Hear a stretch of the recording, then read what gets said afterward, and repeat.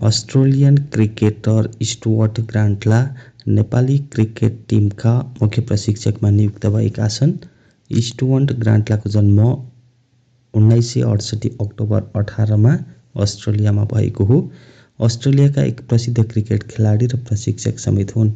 उनी अस्ट्रेलियाको राष्ट्रिय टोलीमा सीमित समयका लागि खेलेको भए पनि घरेलु क्रिकेटमा उनको योगदान अविस्मरणीय छ।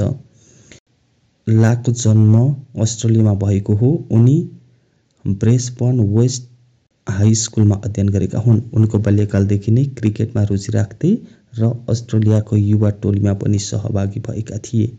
घरेलु क्रिकेट करियर उनले 1988 देखि 89 को सिजनमा किङ्सल्यान्डका लागि आफ्नो पहिलो श्रेणी क्रिकेट सुरु गरेका हुन्। दोस्रो खेलमा उनले 179 रन बनाउँदै उत्कृष्ट प्रदर्शन गरेका थिए। उनले किङ्सल्यान्डको कप्तानी गर्दै 5 सोफिल्ड सिल्ड र 2 एकदिवसीय ट्रफी जिताएका थिए।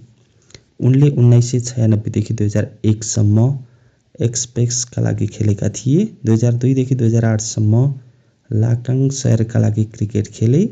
यी क्लबहरूका लागि उनले उच्च स्तरको प्रदर्शन गर्दै धेरै कीर्तिमानी राखेका थिए।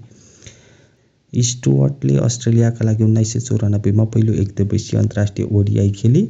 उनले 1995 मा श्रीलङ्का विरुद्ध आफ्नो एकमात्र टेस्ट खेल र नट आउट 54 रन बनाएका थिए। उनले अस्ट्रेलियाको टोलीको हिस्सा थिए जसले फाइनलमा भारत, पाकिस्तान र श्रीलङ्काको सह-मेजबानीमा भएको विश्वकपको उपविजेता स्थान हासिल गरेको थिए।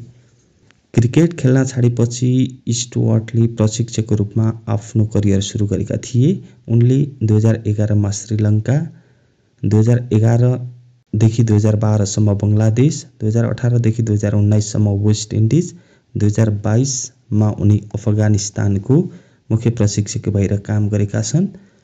स्टुअर्ट ला एक अत्यन्तै कुशल खेलाडी मात्र नभई समर्पित प्रशिक्षक पनि हुन्।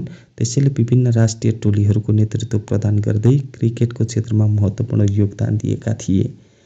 तपाईलाई के लाग्छ, स्टुअर्ट ब्रान्डलाले नेपाली क्रिकेट टिमलाई कुन उचाइसम्म पुर्याउन सक्लान्? तपाईको आफ्नो विचार कमेन्टमा राख्न सक्नुहुनेछ।